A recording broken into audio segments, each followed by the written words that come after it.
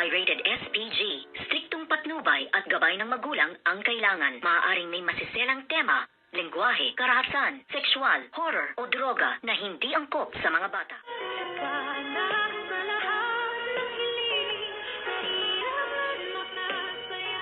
Good morning and welcome sa aking munting channel.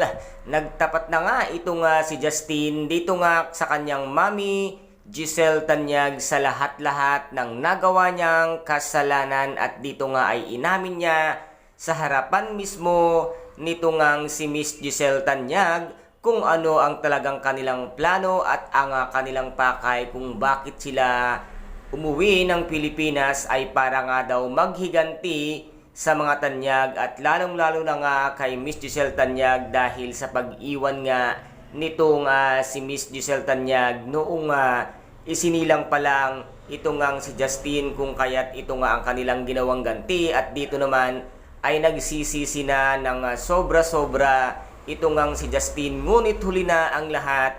Magsisi ka man ngayon, Justin, ay huli na, ay hindi ka na ngayon halos mapatawad nito ngang iyong maming si Miss Giselle Tanyag dahil kumampi ka sa kanyang kaaway. At dito nga ay nagpaalam ito ngang si Justin na mag-resign na sa kanyang trabaho, ngunit ang sagot nga dito ni Miss Giselle Tanyag ay hindi niya tinatanggap ang resignation nitong si Justin, kung hindi inaalis talaga siya sa kanyang posisyon sa Apex Medical Hospital at magmi-meeting nga daw ang board.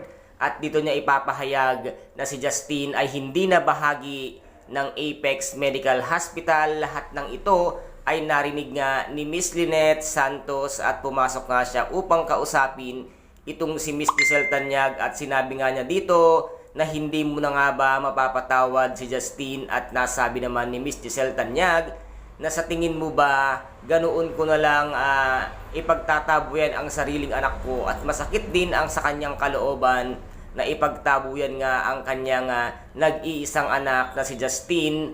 At ngayon, ano kaya ang mangyayari kay Justin sa pag-amin niya sa lahat ng kanyang mga kasalanan, at andin kaya ang gagawin ngayon ni Eric?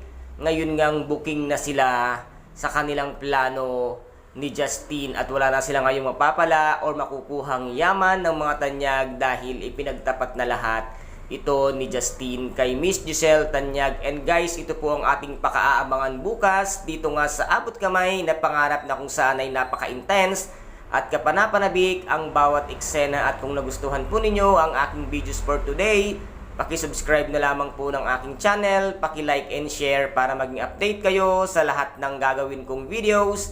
Maraming salamat po. Ingat, God bless, and bye-bye!